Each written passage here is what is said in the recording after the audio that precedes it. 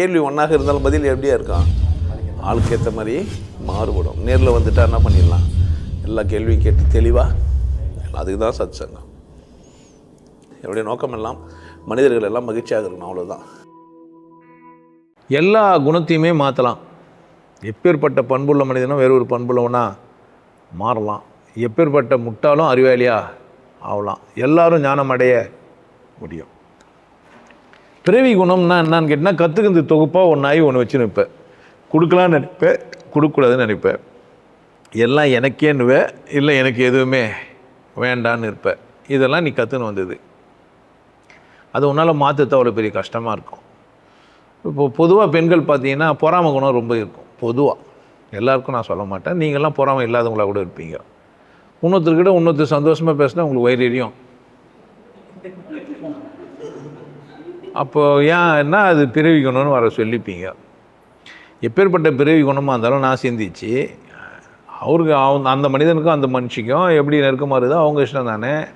நான் அதில் தலையிறது எந்த விதத்தில் நியாயம்? அவங்க 2 பேரும் சந்தோஷமாக இருக்கிறாங்கன்னு விட முடியலன்னா யார் தப்பு? இது அவ என்னை விட கரியல்னு குட்டியாக இருப்பா, கட்டியா எப்படி தான் இந்த ஆள் அந்த அளவு கூட பேசிக்கிறேன்னே தெரியல. நானும் என்னென்னவோ பண்ணி பார்க்குறேன்னு பேசுகிறேன். ஒருவேளை அந்த ஆள் பொட்டே தான் இருப்பான் போலுக்குது. அதனால தான் அங்கே போய் சொன்னா கொஞ்சம் நிற்கிறான். சொல்லாமல் சொல்லிடாதா? எனக்கு கிடைக்கலன்னா அது நல்லா இருக்காது. ராமசாமி தோட்டம் உண்டு ஆவடி பக்கத்திலே, அங்கே அப்படிலாம் பாட்டெலாம் எழுதி வச்சுருப்பாங்க. இதுக்குள்ளே நிறைய வந்து எட்டி எட்டி பார்த்து திராட்சை பழம் கிடைக்கலன்னு உடனே சீச்சி இந்த பழம் புளிக்கும், எனக்கு கைக்கு வராத ஒரு பொருள் நல்ல பொருள் இல்லை, அப்படி கைக்கு வந்துச்சுன்னா அது ரொம்ப மட்டமான பொருள், இப்படிலாம் சொல்கிறவங்கலாம் இதெல்லாம் பார்த்துறீங்களே. இதெல்லாம் பிறவினால் ஏற்பட்டது. ரியல் வேல்யூ பார்க்கல. இப்போ அதுக்கு என்ன வேல்யூன்னு பார்க்கவே இல்லை. உதாரணத்துக்கு பாரம்பரியமாக பட்டை அடிச்சு பழகியிருப்பான், பட்டை அடிக்காமல் வெளியே வர முடியாது. இதெல்லாம் எங்கேருந்து நடந்தது? இப்போ இங்கே கற்றுக்குது. இதே மாதிரி எப்போவோ கற்றுக்குது. இதெல்லாம் சேர்ந்த தொகுப்போடு ஒரு மனிதன் என்ன பண்ணுகிறாரு, வாழ்ந்துனுக்கிறாரு. அப்போ பிறவி குணம் புரிஞ்சிருக்குன்னு நினைக்கிறேன். மாற்ற முடியுமா? நான் மாற்றலாம் தானே. நான் யாருக்கும் கெடுதல் செய்ய மாட்டேன், நான் சந்தோஷமாக இருப்பேன். பித்தியார் சந்தோஷத்தில் நான் என்ன பண்ண மாட்டேன், தலையிட மாட்டேன்ட்டு.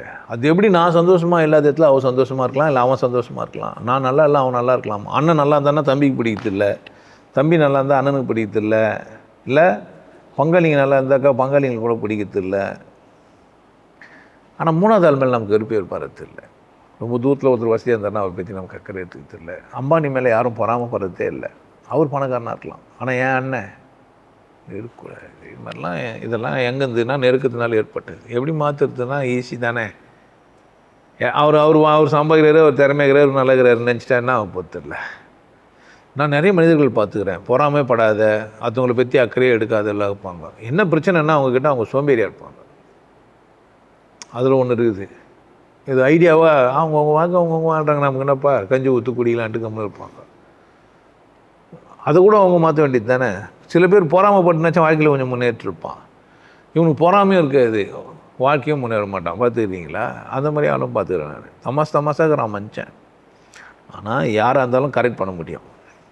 யாராக இருந்தாலும் தன்னைத்தானே என்ன பண்ண முடியும், திருத்திக்க, மாற்றிக்க, கூட்டிக்க, பெருக்கிக்க, வகுக்க முடியும். உங்களுக்கு எல்லாருக்கும் ஒரு விஷயம் சொல்கிறேன். ஆனந்த வாழ்வு அப்படின்ற ஒரு கோர்ஸ் யூடியூப்பில் போட்டு வச்சுருக்கேன். Happy life course. நீங்கள் மெம்பர் ஆனீங்கன்னா ஆனந்த வாழ்வு கோர்ஸை நேரடியாக நீங்கள் யூடியூப்பில் பார்க்கலாம். ஃபேமிலியாக டிவியில் போட்டு என்ன பண்ணலாம், எல்லாரும் ஃபேமிலியாக போட்டு பார்க்கலாம். ஒருத்தர் தான் சப்ஸ்கிரைப் பண்ணீங்க, 5 பேர் 6 பேர் என்ன பண்ணலாம், நீங்கள் அதை பார்க்கலாம். வாய்ப்பு பயன்படுத்திக்கப்பா.